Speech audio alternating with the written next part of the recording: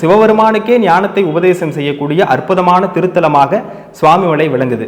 So அப்போ இந்த சுவாமிமலைக்கு இருக்கக்கூடிய தனித்துவம் அப்படின்னா, இந்த இகலோக வாழ்க்கையில் இருக்கக்கூடிய எல்லா விதமான கெட்ட அமைப்புகளையும் களைந்து அடுத்த தேவ அமைப்புகளை பெறக்கூடிய ஞான விஷயத்தை சொல்லக்கூடியது இந்த சுவாமிமலை தான்.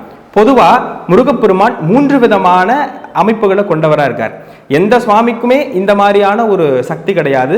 அப்பேற்பட்ட ஒரு அமைப்பு இந்த சுப்பிரமணியருக்கு உண்டு. அதுலேயும் சுவாமிமலை பார்த்தீங்கன்னா ஞான உபதேசம், அதாவது முதல்ல இச்சாசக்தி, இரண்டாவதாக கிரியாசக்தி, மூன்றாவதாக ஞான சக்தி என்று சொல்லக்கூடிய வள்ளி தெய்வானை மற்றும் வேளையும் வைத்திருக்கக்கூடிய தெய்வமாக கந்த கடவுள் விளங்குகிறார். முருகப்பெருமான் குறிப்பாக இருக்கக்கூடிய இடங்கள்ல சித்தர்களுடைய வழிபாடு மிகவும் அதிகம். ஏன் அப்படின்னா, சித்தர்களுக்கெல்லாம் நாதராக விளங்கக்கூடிய ஒரு ஹீரோவாக இருக்கக்கூடிய தலைமை பண்பேற்றிருக்கக்கூடியவர் தான் முருகப்பெருமான். 60 தமிழ் ஆண்டுகளை, ஏன்னா முருகனை தமிழ் கடவுள் இல்லையா, அப்ப 60 தமிழ் ஆண்டுகள் இருக்கக்கூடிய சிறப்பை உணர்த்துகின்ற வகையில வாழ்க்கை ஒரு சுழற்சி அப்படிங்கிற ஒரு அமைப்பின் தத்துவத்தை உணர்த்தக்கூடிய அமைப்பு அந்த கோவில்ல அமைஞ்சிருக்கு. அதுதான் 60 தமிழ் ஆண்டுகளை 60 படிக்கட்டாக அங்க வர்ணிப்பாங்க.